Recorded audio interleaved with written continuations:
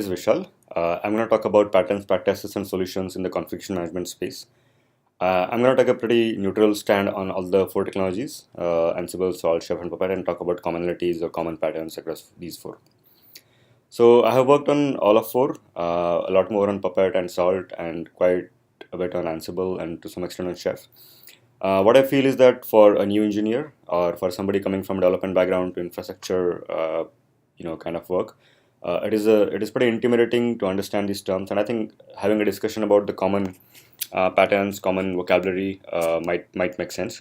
So that's what I'm going to do today. So if you look at, so we'll first quickly look at evolution of configuration management.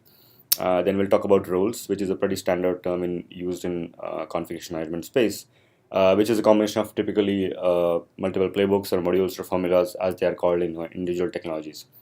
We'll talk about infrastructure data, data that we get out of the system automatically, sort of, and then the configuration data, which we build and deploy as part of playbooks or formulas. Uh, we'll also talk about how do I deploy infrastructure code and how can I test it before deploy it to production or pre-prod, and what kind of tools and technologies and patterns I can use to do that.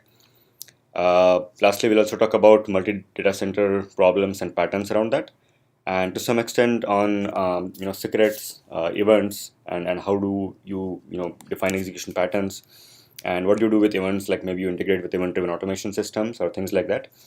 My aim is to make new person to infrastructure space comfortable, and also have a common vocabulary which is technology agnostic.